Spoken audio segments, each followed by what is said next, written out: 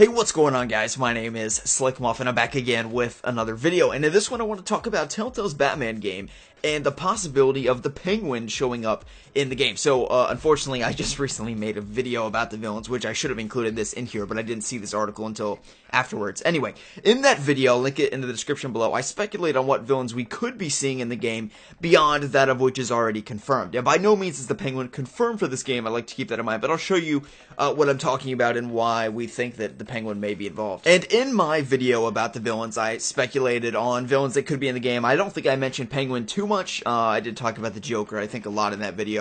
However, I did also mention the two confirmed villains for the game, and that is Harvey Dent, who's not yet Two-Face, and then Carmine Falcone in the mix as well. Okay, so this theory comes out of E3. So at E3, the press got a 30-minute hands-off demo with Telltale's Batman, and the demo is essentially divided into two distinct portions. Okay, the first half is the fight with Catwoman, and that was, remember the whole thing, I'll link the description below, like all the details from E3, but just a general overview, like depending upon how that fight plays out, depends on how the Gotham City News reports that, if they do at all, and that's the whole thing there. You're stopping a bank robbery, black mask thugs might be involved, according to some people that I read. Anyway, that's not where the source for this video comes from. The evidence that suggests that Penguin may be in the mix comes from the second part of the demo, and that is where Bruce Wayne is throwing a fundraiser for Harvey Dent at Wayne Manor, and in doing so, he is walking through Wayne Manor. He looks over to a table, I suppose, and there is somebody sitting at the table, kind of slouched over, very depressed or saddened in some way,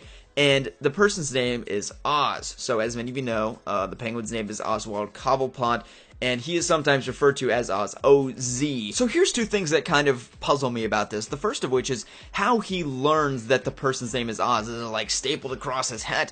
Also, you know, how tall is this guy? Is he within, you know, Penguin's roughly 3 feet tall in the comics, okay? So, maybe they're taking a route where he's more like, you know, human looking, you know, normal looking, normal, quote unquote, you know, like taller than Danny DeVito, shall we say. So yeah, I just don't know, how does he learn his name is Oz? Is he walking with Harvey Dent through Wayne Manor, and Oz is like, oh yeah, that Oz guy over there, his parents died or whatever, because of course he has his own kind of sad, you know, life, basically. If you don't know his backstory, you can look it up, but it's actually in like the Arkham Knight mode or whatever. You can take a screenshot of Cobblepot's Manor, which is actually by Wayne Tower, underneath Wayne Tower, and that's kind of the whole sadness of it, is basically the Cobblepot's lost out to the Waynes. That's where the sadness comes from. He's a very depressed rich guy, okay, let's be honest. His life's not that hard. However, he's not as rich as the Waynes, and basically his parents lost the money war in Gotham, shall we say. Let me say this. Is there the possibility that this is a mislead? In other words, you look over and the person's name is actually Oz. It's not Oswald Cobblepot. It's just, he's not the Penguin. It's just somebody else, and it's a mislead. It's to make you think this. Of course, Telltale likely knew that this was going to be in the 30-minute gameplay demo, which is going to be reported everywhere by the press.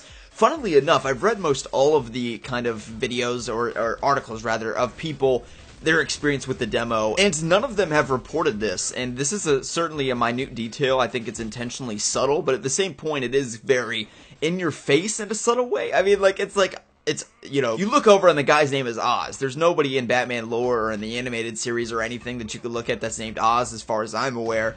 And Oswald Cobblepot Oz, I think that it's subtle in a overt way, if that makes sense. So as we begin to learn more and more about the game, I'm starting to see more and more how you think that this game resembles The Long Halloween. That's what some of you were saying in my E3 breakdown video. And at first it's like, no, it's an original story, and of course it still is. It's not going to try to mimic The Long Halloween in any way. But I certainly do see kind of the resemblance here, and the first of which is Batman's career, the age in which we're at. The Long Halloween is basically, you know, follows Batman Year One, if you're looking at it from like a lore or a canon perspective. So with that being said, it makes sense. The Long Halloween essentially comes right after Batman Year One, presumably in his second or third year as Batman, as we're getting with this game. You know, Batman, he's established, he's got the Batmobile and everything like that. He is Batman. The only thing is that he hasn't been it for a while. He's very much so new, and the Gotham City world doesn't trust him. So in that sense, it is a lot like The Long Halloween, and also with the villains. You know, two of the most famous Batman stories where there's a lot of villains jammed in there is Batman Hush and then The Long Halloween. They're both books with essentially every Batman villain known, and Catwoman is, funnily enough, an integral part of both of those stories, and she's appearing to be in this one as well. So I certainly do see, you know, the similarities, but of course this is not going to be a direct adaptation of The Long Halloween in any way. It's going to be its own thing, and just in the fact that Batman and Harvey Dent are working together is a pretty big distinction. And there is a full-blown fight between Batman and Catwoman, unlike in Batman Hush, for example, where they're lovers.